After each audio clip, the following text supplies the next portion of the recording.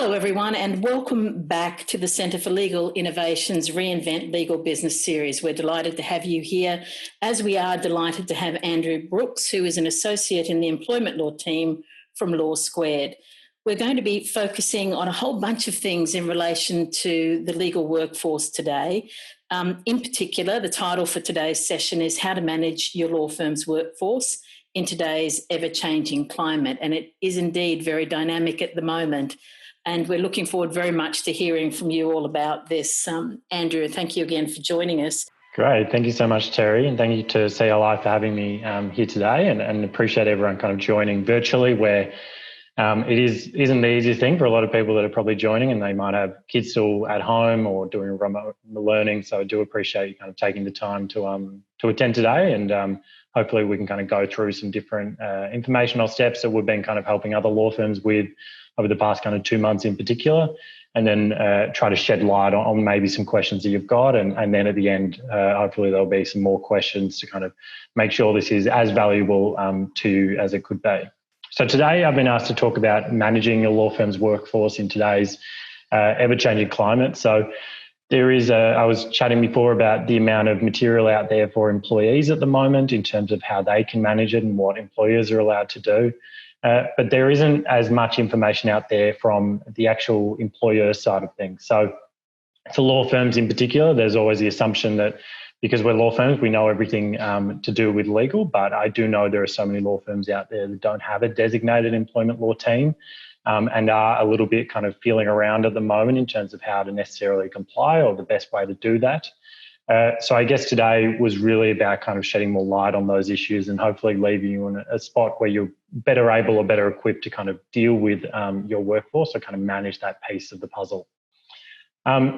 I just first wanted to, and so just in terms of that agenda piece, some of the key things I wanted to go through today was in relation to kind of working from home. So many law firms at the moment that are able to are directing employees to work from home. And I guess from an employment law perspective, what are some things you should be looking out for? Second one, I guess, is how to support your employees while they are kind of working remotely or working in situations that are quite stressful. I know there might be another webinar on this topic, so I won't go into that in as much detail, but really keen to just flag some key pointers that we've seen. The third one, I guess, is our kind of best practice approach to making changes to your workforce. There is so much material, so many changes going through.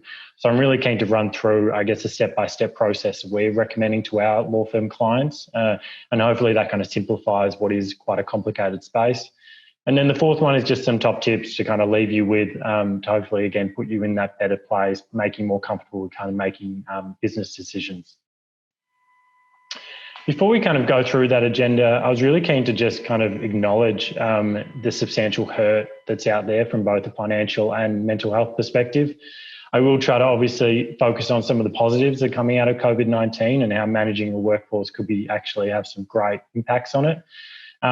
But I would just hate to kind of go through this, and I have seen some talks that kind of focus so much on the positives, but then don't acknowledge that there is just a huge amount of pain out there at the moment, again, from that financial and mental health perspective. And I think all changes to workplaces should be seen through this sort of prism. And this isn't just in relation to your employees. We're also seeing this a lot from our instructors at law firms that are either partners or they're the CEO and managing director. There are so many emotional impacts from having to make really tough employment decisions. So I just really recommend, as a very first kind of tip, to obviously seek support yourself, even if you are in those leadership positions, to make sure that your mental health isn't as negatively impacted as it needs to be, because the stats are pretty damning. So Beyond Blue, just on the slide, have already reported they've seen a 40% increase in calls. They believe there's been over 1 million in telehealth mental health consultations since mid-March. And we're kind of getting surveys every day. The latest one I saw was a US one that said that 45% of adults have reported that their mental health had been negatively impacted by COVID. So we're really looking at almost half of adults, which is likely going to be half of your workforce. And in particular, in a legal sector, in a sector that doesn't have the best track record in terms of mental health, and I being part of the legal sector, I feel like I'm okay to say that. I think it's even more of an emphasis that we need to place on mental health of our employees, because again, we're kind of starting off on maybe a little bit of a back foot compared to other areas. So very simply, definitely recommend you kind of seek support yourself, and then also seeking support for your employees. In terms of the objectives, I really just want to make sure that you kind of better understand where you're placed in terms of managing a workforce, especially in that legal sector, and what kind of options you have, how you can maybe practically deal with those options and work out which one's best for you, and making sure that we're kind of complying with legislation all the way through. There have been a large amount of changes in the employment law space in Australia, for example, and just making sure that we kind of understand those changes, because a lot of them are actually very helpful from an employment law perspective for us. But we just, at the same vein, can't think that this is now just some, a free buffet employment law system. There are still a lot of protections in place for employees, and we just need to know where we've got a little bit more scope now due to COVID and where we just have no scope at all. So just in terms of OH&S, it's always kind of gets skated over, I think, and especially for law firms that don't have a huge culture of having people work from home. And I know a lot of law firms don't have that culture. When people ask me questions about work from home, I really try to resort back to some really basic OH&S principles as the starting point. So regardless of what state you're in Australia or overseas, there will be OH&S legislation that really puts an onus on the employer to provide that safe working environment. They do obviously change state to state, but generally the principles are pretty much the same in terms of everyone actually has a duty of care to one another, try to eliminate risk to health and safety. But then employers do have a greater duty of care, and we need to be taking all reasonable steps to ensure they have a safe working environment. And the difficulty with this, obviously, is that, people work from home. It's a little bit more out of our control. We can't necessarily see them at their desk. They're not required to be at their desk in the office. We don't have that control element to it. But it doesn't mean that our obligations fall away. So we still have OH&S obligations, even where employees are working from home. And there are some simple things that we can actually do to make sure that we comply with those. So just more in terms of, if they're working from home, then we need to be thinking about things such as, do they have a space that's safe? Do they have the tools necessary to actually complete their role? This can come down sometimes to, phone reception, internet reception. Can they actually perform the role there? Are they actually doing things that we just take for granted in an office space, but in terms of ergonomic chairs, do they have the ability to have a screen? Is their workplace safe? If they've got kids working, doing some school remotely, is there a space that they can still kind of safely work? And then really just trying to pass on as much government health information as we can to make sure that they're fully aware of the risks of COVID and how they can adjust to that. In terms of employers covering off, in terms of the really simple things I recommend all law firms consider doing, it's really just to have an OH&S checklist that goes out to each employee that's going to be working from home. Business Victoria, so if you Google Business Victoria, they've got a checklist that they provide for free. And even at Law Squared, we've utilised this checklist and just tailored it to be more appropriate to us as a law firm. But it's a really simple thing that you can send to employers. They tick some boxes to say that certain elements have been met from an OH&S perspective. You get that returned to you, that sits on their file. That is a really easy, quick and free way to show that you've looked into their working from home conditions, and it will just help you from that liability perspective. Another thing I've seen a lot of law firms do is to ask employees to send a picture of their work desk. Some people have done this under the guise of just wanting to see kind of where people are working, how are you decorating your space. But it's also really helpful from a legal point of view because, again, you've just taken more reasonable steps to work out or make sure that they've got a safe working environment. So definitely an easy, free thing you can do that I'd recommend. And then again, because we know that COVID-19 is obviously adding so much mental stress on people, looking at ways we can actually support them during this time. We'll go through that a little bit more, but I guess these are just some of the things that are free, easy to do, that I really recommend you think of from an OH&S perspective. And some people ask me sometimes, do we need to physically go there and inspect the site? Generally, I would consider that's a little bit of overkill. If you get them to do the checklist, you've got a picture, they don't notify you of anything unusual or harmful or dangerous. It's not a legal requirement to physically inspect every home. In fact, that would be a little bit crazy in my mind. But if they notify you that there is something dangerous or something a hazard at home, you do owe an obligation to actually look into that and make sure that they're then safe. So more in my head, it's a checklist, a picture, and then recommending that they get in touch if any of their conditions change is a really easy way for you to kind of cover up from that OH&S perspective. And it also is a good communication tool. So you're asking not just for a legal compliance perspective, but just to make sure that they're actually safe. We'll talk through more about how in these times, employers will really generate goodwill by acting reasonably and compassionately. And OH&S is just one really easy thing to tick off to kind of further that discussion. We always get the question of what happens if something happens at home, like if an incident happens, someone gets hurt. Just like, and we'll talk about in terms of performance management, I really don't think the process should change at all. So hopefully you've got an OH&S policy that sets out a process for what happens when an incident occurs. That process should still apply if they're at home. So again, I've got some dot points there, but obviously going to get some assistance from a health perspective. So whether that's calling an ambulance or whether that's getting first aid, making sure they're removed from any dangerous situations, completing an injury report. If it's really serious, you might have obligations to notify the state regulator that incident has taken place. So just being mindful that there are timeframes to that. And then obviously it's just an ongoing support piece to try to make sure that they're okay and that they're supported going forward. But really, there's nothing unique in terms of the work from home from sort of an incident or injury reporting perspective. The only thing that will be more difficult is you won't necessarily have a first aid person there. But otherwise, your process should stay the same.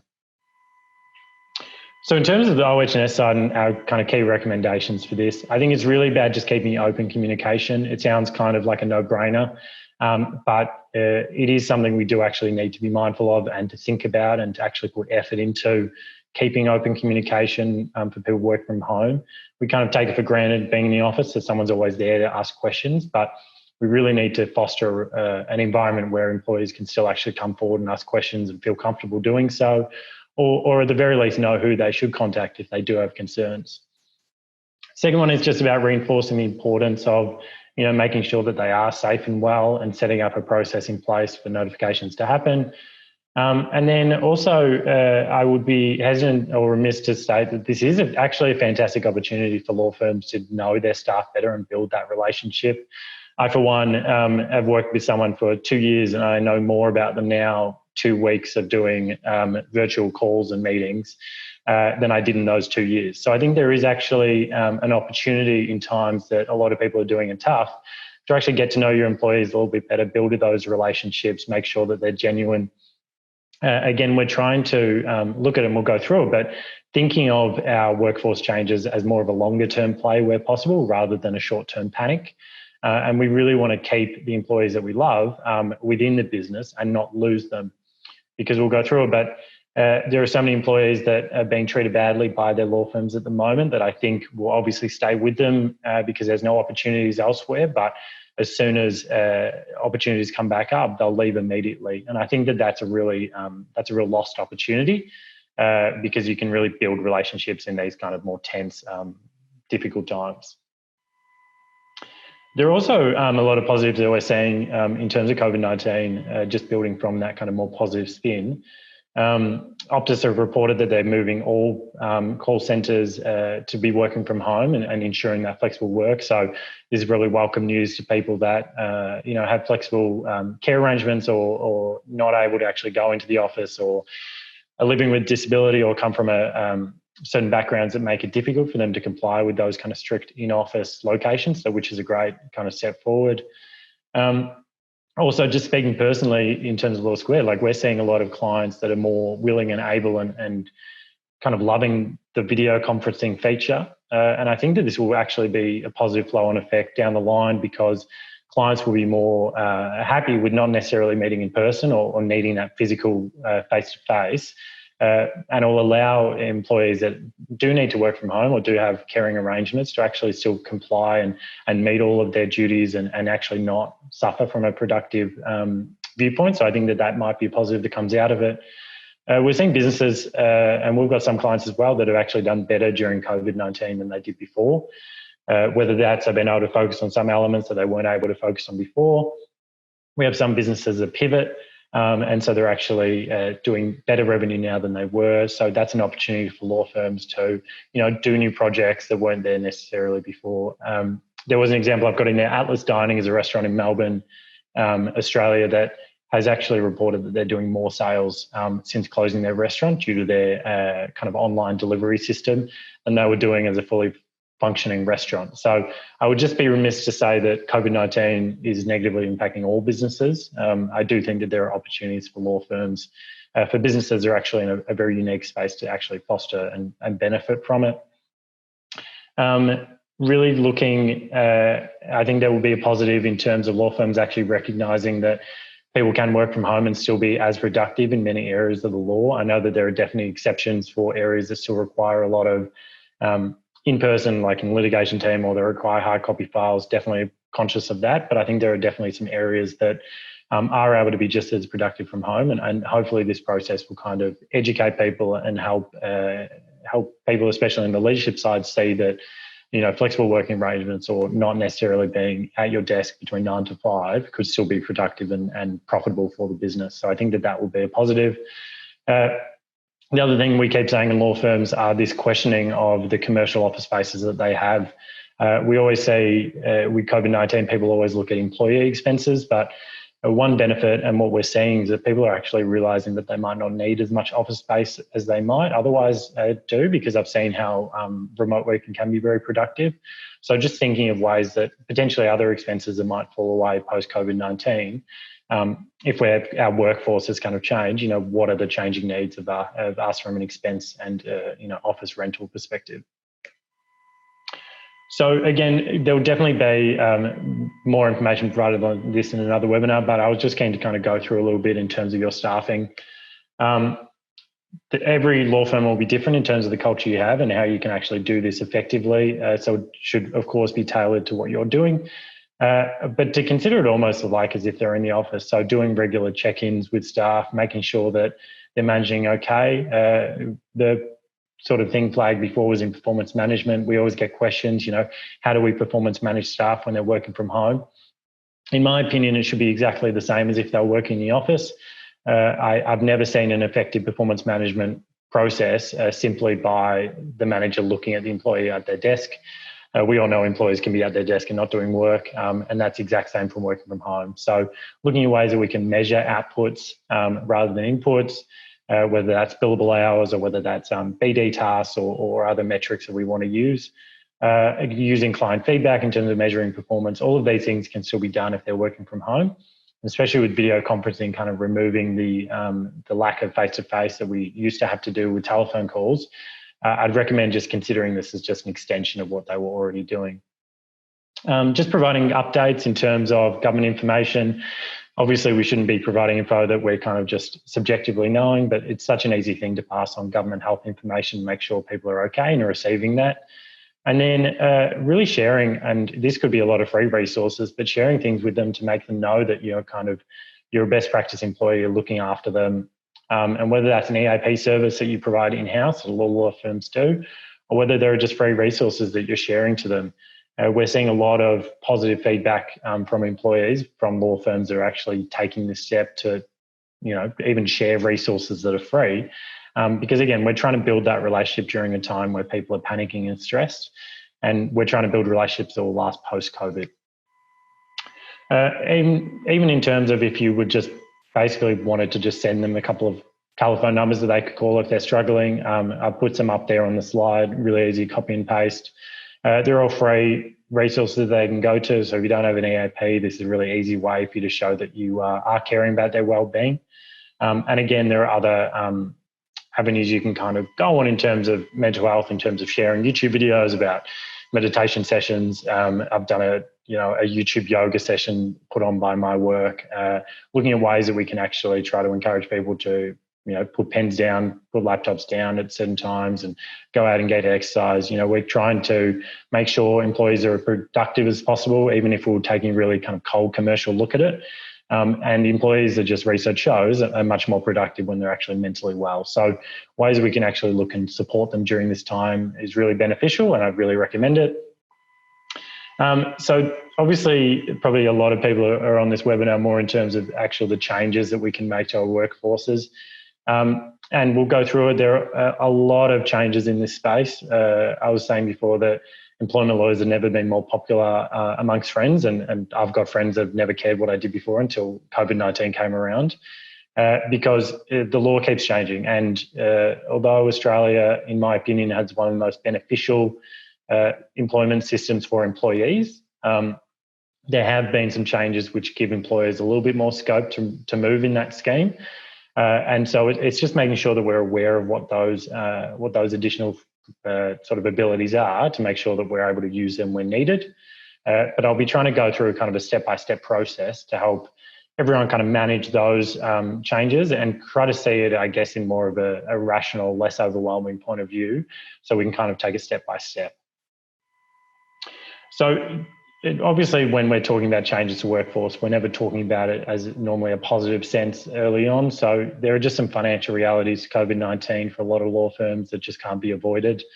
I know a lot of law firms are suffering from a downturn in revenues. Even if they're not suffering right now, their lead cycle or their sales funnel is heavily reduced, and they're worried about next month's billables, not this month's billables. We're getting cancellation of projects, especially in the M&A team, where projects have been put on hold, which obviously has an impact on legal fees. And because of that, we're getting certain legal teams are being incredibly quiet, while other teams, for example, employment or even family law, I've been hearing, has actually had an uptake in some sectors. Then we're having an issue where we've got a lot of expensive employees in some areas not actually generating revenue, and maybe a need to try to see if we can move them over to areas that are even busier. So there are definitely a lot of struggles at the moment with law firms that I don't want to dismiss, and it does kind of set the scene for, I guess, the workplace changes and why you're considering going through that step. Because as I'll go through, a lot of organisations, law firms have already taken those steps. So it's actually a good spot to be in, where we can kind of learn from those changes and see kind of the good ones and the bad ones. So the federal government in Australia has obviously released a lot of different changes. In my opinion, the employment law system wasn't designed for something like COVID-19, and no criticism to government. I'm not sure how they could have necessarily prepared for something that we've never seen before. But they've introduced a range of different things to try to help employers. Obviously, you would have heard about the introduction of the JobKeeper scheme, which is the ability for $1,500 payments per fortnight to subsidise wages that you're paying to employees. It's not the magic unicorn that some people thought it was originally. There are a lot of conditions in relation to whether the employer is eligible, whether the employee is eligible. There's a requirement to pay money to the employee before we're able to receive the JobKeeper payment, which I know a lot of law firms have struggled with from that cash flow perspective. So it isn't, as I was saying, it's not something that necessarily will kind of save a law firm. It is just something that hopefully will help. But I recommend strongly kind of speaking to your accountant and making sure that you're registered, or that you're able to continue that process if you do meet those kind of threshold tests. There have been a number of changes to the Fair Work Act in line with that JobKeeper scheme. So if you have qualified as a law firm for JobKeeper, then you've got additional powers in terms of how you manage your workforce. So I would just say, though, it is on the basis that you've qualified. So if you were to make these changes under these new provisions and then you found out you're not qualified at a later stage, there just are a lot of risks in that. And it may be that you need to back pay a lot of employees because you've illegally stood someone down or you're illegally kind of reduced hours. So definitely recommend kind of knowing where you sit in any of these buckets. Are you a law firm that fall under the JobKeeper qualifications? Are you not? Because that will change kind of how we might approach any changes to the workforce. There have been changes to 103 modern awards in terms of unpaid pandemic leave, directions to take annual leave, more flexibility around reducing hours. I would just say, though, that they're not in place in all modern awards at the moment. And I just saw this morning that the Legal Services Award, which will cover all of your law firm's non-lawyers generally, and obviously not the senior leadership, it's still considering. So we're kind of waiting on the Fair Work Commission to come back and see whether the application to change that award has actually been implemented. I would note that the Clerks Award, which covers a lot of admin employees, if they're not covered by the Legal Services Award, changes are in place with that as well. So again, it's just good for law firms, in my opinion, to kind of understand where their employees fall in terms of these buckets, because it will kind of impact how we can kind of effectively navigate these issues. The last one is just in relation to tax changes. So you could spend an entire webinar talking about the tax concessions and the tax changes that could potentially help law firms kind of navigate COVID-19. So I really recommend just speaking to your accountant. There's a lot of material online as well to make sure that you're kind of utilising all of those benefits, because they can actually be quite substantial. In terms of different approaches, now I didn't put any names of law firms onto these. Obviously, these are just approaches that I've heard from friends working at law firms, from lawyers at other law firms, just people in the sector. And I think it's just really useful to kind of see how other people are doing it. And a lot of them, to be honest, I don't love. There are a lot of them that I've seen that I don't think are legally compliant, and I do think will create issues down the line. But just in terms of interest's sake, I've seen 20% pay cuts across the board. So whether that's from the partner level all the way down to that early junior stage. I've seen 50% cuts to partner pay. There have been cuts where they've put a 65K minimum on there, so that you won't get cut if you're below that 65K mark, which I think is actually a very reasonable thing to do if your cash flow allows it, because obviously 20% to someone that earns 200 is very different to 20% to someone that earns 65. Also, we're potentially falling, we could be at risk of falling under the minimums under their award if they're covered by one. So always being conscious that pay cuts can't actually still make us earn less than the minimum entitlement. So just being careful about that. I've seen directions take annual leave as almost like a shutdown in April, like you would see in Christmas time. So whole business is shutting down for a week, everyone must take annual leave. I've seen really weird directions where people have been told to take annual leave for a whole week unless they've got billable hours. The assumption being that, you know, they could come into the office or work from home for 4 billable hour units, and then the rest of the day, even if they are working or doing BD, then they're being told to take annual leave, which isn't something I love and I think is very risky. There are obviously reductions I've seen in law firms to 3 or 4 days, and I think Lawyers Weekly in Australia released some figures talking about 2 out of 5 lawyers have had their hours reduced since COVID-19. So we are seeing this reduction of hours really come in. And then on the flip side, I've seen law firms that have just cut pay but requiring the same amount of hours, which is obviously a harder pill to swallow for some employees. But just to highlight, I guess, the different approaches we're seeing. I've seen letters go out that require agreement through really great consultation processes and transparency. Employees are signing them, fully aware of what they're signing up to.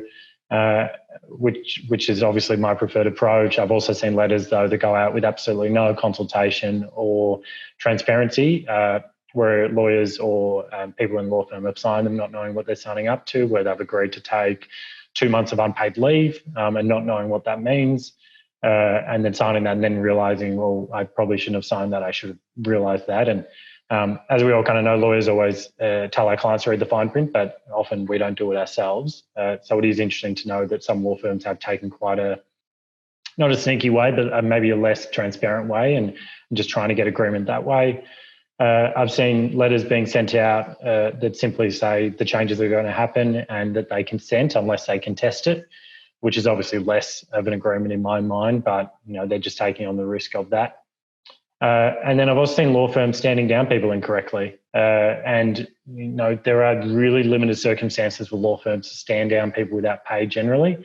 There are the abilities now under the JobKeeper enabled stand downs, if you're qualified for that scheme, to do what they call the JobKeeper enabled stand down. But I've seen before those abilities came in, law firms unlawfully stand down lawyers and other people in the business without meeting the test under the Fair Work Act. And just simply either not understanding that was unlawful or just taking the risk. So I tried to just showcase on this slide that there are some really good approaches and some really bad ones out there.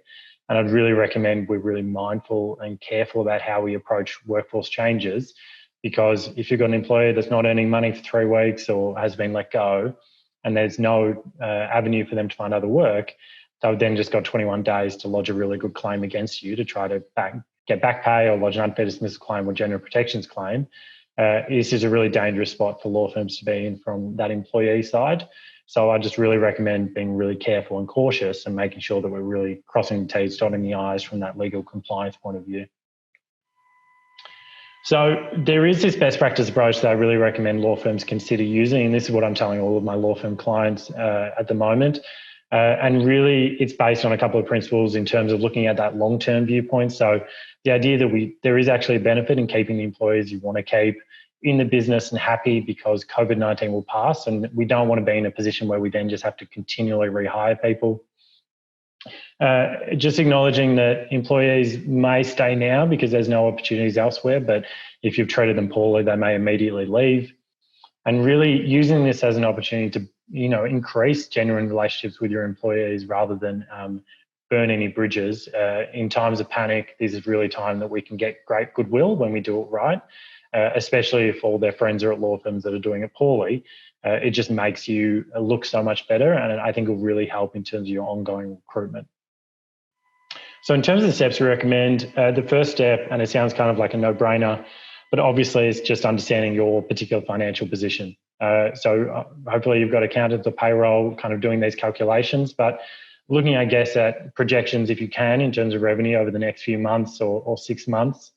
And definitely conscious that is an incredibly difficult exercise with COVID-19, given we're not really sure exactly what's going to happen, but trying as best as we can to do those projections. Looking up, and whether it's a spreadsheet or not, depending on the size of your law firm, but comparing kind of what's the cost of your current employees and keeping them all on the payroll compared to what is the cost if you were to make each employee redundant or to terminate their employment. In terms of that termination or redundancy piece, your payroll and accountant, it will be normal for any termination or redundancy, but your accountants or payroll will be able to help you in terms of calculating annual leave, notice, payment in lieu of notice, long service leave, redundancy pay if it's applicable. And on that last point, it will just be considering kind of, are any of your employees entitled to redundancy pay? Do you fall under that smaller business employer exemption? If you do, then that might make the termination payments a lot smaller. Redundancy pay can obviously be quite a big cash hit. Considering, I guess, if you've got employees on probation, obviously, I know it sounds very cold and calculated, but those are generally employees that are easier to transition out because they wouldn't have met the threshold times to lodge a claim even if they wanted to. Considering, I guess, what industrial instruments, so EBAs or awards, cover your employees, so you know kind of what level and what basis you're looking at. And then the last point is in relation to JobKeeper. So as I tried to flag before, I really don't want our law firm clients to think of JobKeeper as just the solution to all of their problems. I'd much rather them almost make decisions about their workforce without considering JobKeeper. And then if they get JobKeeper payments and they meet those thresholds, and that's great, that's even more cash on the books. But I just don't want law firms to be in a position where they're making assumptions about these payments, and especially if they're not 100% sure yet or they haven't been guaranteed that they'll get them. But it will obviously be an impact if you do qualify. Second step, and it sounds again like a no-brainer, but I'm seeing so many law firms not do this, is to be really transparent with your employees. So you've gone through that amazing review process, you understand the financial position you're in. At a high level, I really recommend you communicate this to your employees, and it really just will help get buy-in for any future workforce changes. If they understand, you're not just doing this to try to keep profits in the partners' pockets, you are looking out for the long-term viability of the business. You are looking to make sure that you can actually grow post-COVID-19, and you're looking to keep as many people together as possible. These are really great selling tools for when you're looking to change the workforce, because you're more able to create this unity and trust between you and the employees. And although I see a lot of law firms fail in this regard, I think it is an opportunity for us to really be transparent and to really communicate effectively with our staff. So after we've gone through that financial position modelling, I think this step is crucial in terms of trying to build that goodwill, and setting a communication plan in terms of how you do that, I think would be really valuable. The next step is in terms of seeking agreement. So we'll go through kind of the alternatives to this, but you're in such a better spot, and I keep telling all of my law firm clients, if you are able to actually just seek agreement with your employees. So you've done the modelling, you've communicated with staff on the issues that you're struggling with or your considerations.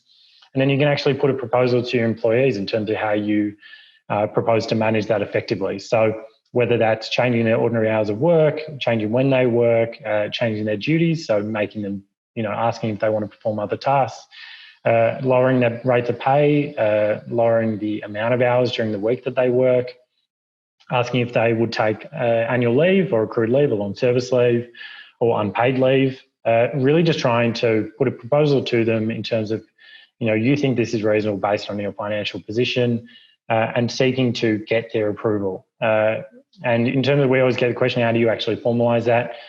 It can be really simple. It just needs to be a letter that sets out what you're purporting to change in terms of their employment contract, and then they sign it. So my recommendation is always for them to proactively sign it. I know that technically you could try to argue that they've agreed through not raising a complaint, but again, we're trying to deal with the genuine relationships with our employees. I think you're in a much better spot if you can just get them to sign it. And then also to consider timeframes. So if you're changing their rates of pay or changing their hours, consider if you want that to be a permanent change until further notice, because you just can't promise in a month's time you'll be able to change it, or whether you think it's a better selling point if you're able to cap any changes until a certain point. I would kind of just be hesitant in terms of a time cap, purely because I don't want you to need to renegotiate this every single time that you want to make this change. So if you are going to put a time period in there, I recommend kind of making it a longer time period and just say that you'll constantly review it.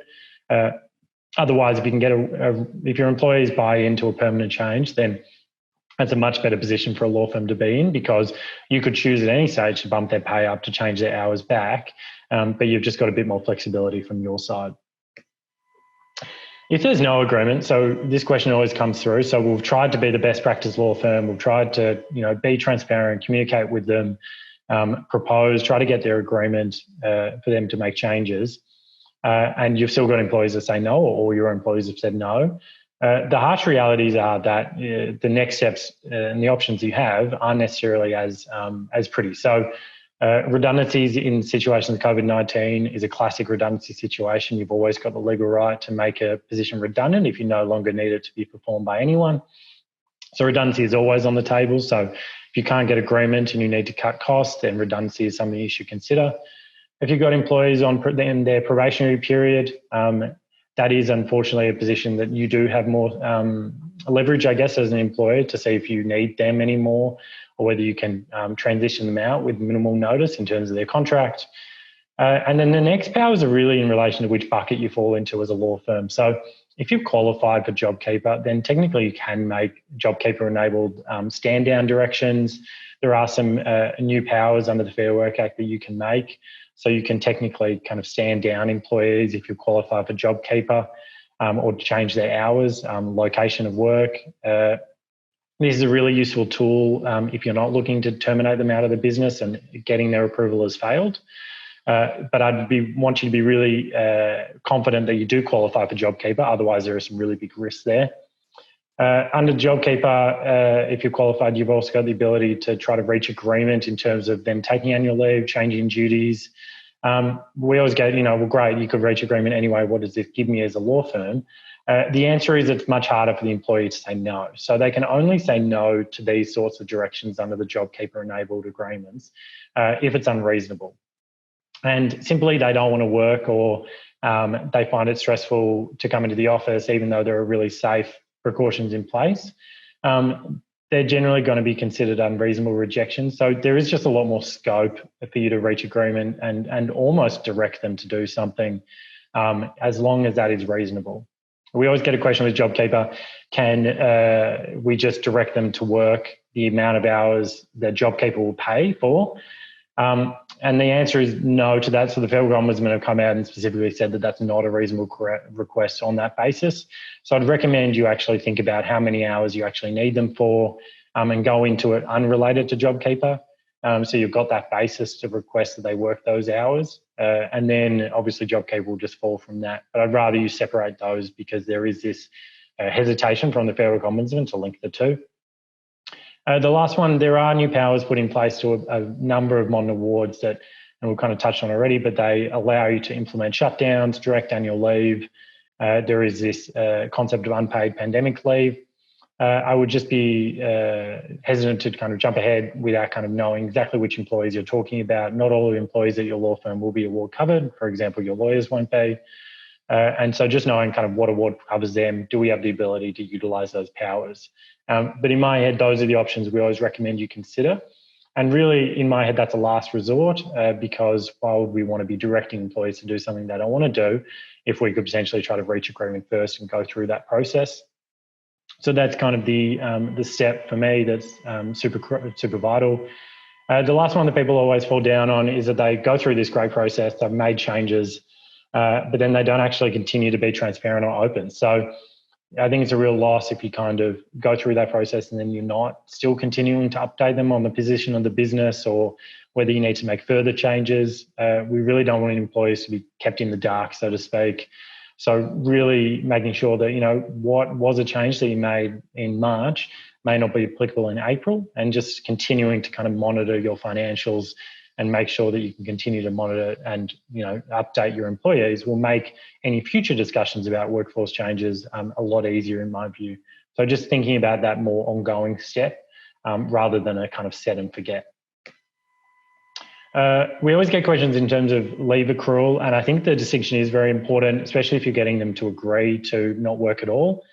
So unpaid leave, if you use that terminology, they actually don't accrue annual leave, personal leave while they're on unpaid leave. So some law firms I've seen have requested employees to go on unpaid leave, and if they agree to that, it's just good for you to know that's an important term to use, so they don't accrue, and also that you're not kind of making misrepresentations on their entitlements.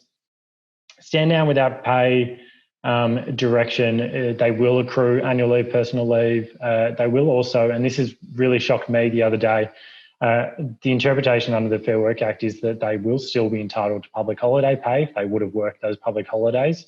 So it can be really weird that they've been stood down without pay, and yet a public holiday comes around and they're actually entitled to that payment. So if that hasn't happened so far, I'd recommend you kind of look at how you could rectify that. Or to see if that even applies to you. But public holiday pay will take precedent over a stand down direction. And that's the same in terms of a JobKeeper enabled direction. So accrual of annual leave, personal leave will continue. And also with a JobKeeper enabled direction, even if you've reduced hours as part of that direction, if you do it under those JobKeeper provisions, they will actually accrue annual leave, personal leave as if they hadn't had reduced hours. So it's even more of a benefit to look at if you can get their agreement, because if you get their agreement to vary their contract, all accrual, all notice in lieu, all redundancy will be based on those new terms, unless you've said otherwise. Or if you're making directions under these provisions, you're actually you're in a worse position in terms of that final payout if you do end up needing to terminate. In terms of redundancy pay and payment in lieu, so as I said, it will really be dependent on whether it's a direction or whether they agree to take it. And what kind of your number you're basing that on. So there are kind of those benefits to getting their agreement. In terms of risks and liabilities, just shortly near the end, before we kind of get to questions, really we're looking at, and the biggest risk in my view is we're going to see underpayment claims come through in bucket loads. We've got employees being at home without money, perfect time for them to go on the Fair Work Commission's website and fill out a claim. So if we're wrongfully standing down people without pay, we're not using the JobKeeper enabled directions correctly, or they're not reasonable, there is just a really big risk that we'll get a claim for payment or back pay for the time that they weren't paid. If we terminate people kind of freely without considering our obligations to how we should run that process or a redundancy, we're really going to just be open to an unfair dismissal claim or general protections claim just as much as if we were without COVID. So really recommend you kind of go through the proper process, especially with redundancies for your award covered employees. There is that consultation process that you need to kind of step by step through. Otherwise, you could risk that it's not a genuine redundancy. We're also seeing some law firms just immediately change hours or pay without agreement or without relying on these new power provisions. And there's a big risk that they've just frustrated the employment contract, and then the employee could lodge a termination claim, so an unfair dismissal claim or a GP claim. So just another kind of careful warning about just flippantly changing entitlements. There is a risk that they could lodge a breach of contract claim. And then we're also seeing employers just downright breach the award or EBA that they've got in terms of either consultation or their entitlements or directing people to take annual leave without the ability to legally, there are just always going to be risks of getting penalties under the award EBA or even the Fair Work Act. And I would just say that obviously my biggest recommendation is not to stuff around with employees' pay. You can see just even with some of the more recent underpayment giant claims, the powers of the Fair Work Ombudsman to seek some really tough penalties, both against a company and personally, if you've been directly involved in the contravention, have been very severe. Again, we've got one of the most employee-friendly jurisdictions in the world in Australia. So just being careful about how we kind of navigate that is even more important in Australia than in other countries. So just in terms of minimising those risks, I'd really recommend just following that process I just went through. They would be my biggest recommendation. Hopefully what you take out of today is that step-by-step. Making sure that we just continue to be normal employment law compliant law firms, just in terms of confirming terminations, redundancies in writing, having a proper paper trail, doing all the things that we would probably recommend our clients do, is just actually doing that ourselves as law firms, and then obviously seeking legal advice where we're unsure. In terms of our top tips, just quickly, and just really a recap of kind of what we've gone through today, really just keeping in touch with your team and not seeing this as an opportunity to kind of not performance manage or not monitor your team or not kind of look out for their mental health. This is a really good opportunity for us to build relationships and even potentially leave them in a better position than when they were before COVID. Just being aware of your obligations in terms of the Fair Work Act and the modern award and the employment contract you've got, and not thinking that we're now in some sort of Wild West employment law situation. We still really need to be careful about complying. And then the last one is almost more of a positive, but looking if there are any opportunities that actually come out of COVID that could effectively leave our law firm in a better position post-COVID than before. So, you know, considering if there are any ways that we could operate differently in the post-COVID climate, I've already heard a lot of law firms tell me that they're actually going to be, you know, not renewing their office lease and then moving into a smaller site, given flexible work has been so promising and productive.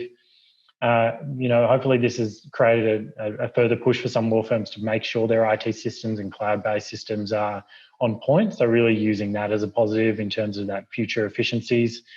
Whether you can reduce costs that aren't employee expenses as well. So we always talk about reducing, you know, costs of employee pay and hours, but, you know, are there other expenses that we potentially don't need post-COVID that we do? So, you know, office space is that prime example. You know, obviously, and not to down on any IT teams, but there are definitely some law firms that might consider going outsourced IT instead of having an in-house IT, just because that, again, that remote working has proved to be so promising. And then also kind of see that if remote working or working from home or more flexible hours is more allowable or more encouraged at your firm now, then hopefully you can see that as a positive in terms of your prospective hire talent pool is now greatly increased, because, you know, you don't necessarily need someone to be working those hours in the office or even to be in the same state. So just considering, I guess, about potentially even increasing your talent pool and seeing that you might be able to grab more prospective hires. Tip 4, a classic lawyer thing to say at the end of any presentation, but if you're unsure about any employee entitlements or whether you're doing the right thing, really recommend you just reach out to an employment lawyer and make sure you're, you know, ticking the, crossing the T's, dotting the I's to make sure that you're kind of complying with everything. And even if it's just to bounce what proposal you've got in place, I think that is just a really good way to give you comfort that you're doing everything right. And you're also limiting those risks that we kind of flagged earlier. So I'll just leave it in terms of questions at the moment. Yeah, just firstly, thank you for letting me go through that content so quickly. I know there were a lot in there. Thanks, Andrew. And just while folks are thinking about the Q&A, fabulous, comprehensive and practical session. Really, really enjoyed that. Just wanted to pick up, if I may, on that, on one of your final tips, tip number 3, and trying to look at this kind of post-COVID-19 in a way. It seems like this is an opportunity for firms to be revisiting their strategies, their people management strategies in a way, and really looking at that combination of, you know, retrain, retrench, obviously, as you mentioned, is in the mix, but also, you know, who they can retrain and who they can recruit. Do you think that we'll get to that point of being able to kind of look at that part of it in the near future, or do you think we're still, because we're kind of still swatting out fires at the moment, I think, do you think that we'll stay or need to stay in this for a little while? I think it probably depends on how many fires you've got on at the moment as a law firm. So definitely conscious that some law firms are putting out a lot of fires, so their ability and time to refocus on their strategy long term is probably not quite there yet. But I do know a lot of law firms have already started thinking about those things, thinking about, what is their office location post-COVID? Do we need as many people, bums in seats? It's an old expression. Do we need that anymore as much? Looking at different sectors that might be able to flourish in a post-COVID sort of environment that are struggling right now, and how we can potentially BD there. And also, I think retraining is a really good point. We're seeing some teams, and again, I've sort of mentioned M&A, but there are a lot of other teams that in law firms that are struggling in terms because projects just aren't going ahead. And looking at ways that we could potentially retrain those lawyers or retrain those people to move into other teams or to kind of have a more varied skill set. Because there are so many good people in these teams that law firms will want to maintain and keep. But unless we're able to actually retrain them or utilise them correctly, I think there's a big risk that we'll lose them when COVID ends. And I think that's just the biggest risk. I think if we're able to do as much as we can to keep the employees we have or the ones that we like, there's a far less chance that when COVID-19 ends that they'll then immediately try to jump ship. So I think retraining is something I didn't touch on, but I think is an amazing point, and something we should be considering now if we can. And that workforce, as you said, might be quite different. It might be insourced or outsourced, but even with the folks that are insourced, that we can be creative and thoughtful about what that workforce looks like, whether it's casual, part-time, full-time, whatever the case may be. Yeah, definitely. And I think the good thing, and again, I don't want to talk too many positives with COVID because I know a lot of people are hurting, but one positive thing from a workforce change employment law perspective with COVID-19 is that it's not like this is an issue that no one's aware of. Obviously, everyone's reading articles about it. We know the extent of it. We know a friend, or everyone will know a friend that is at a company that is being, had a pay reduced or their hours reduced or being treated badly in terms of that communication piece. So I think employees are aware of the difficulties that businesses and law firms are facing, which makes that communication piece a bit easier to make and a bit easier for employees to swallow some changes. And there is a little bit less distrust in terms of just simply the people at the top trying to make as much money.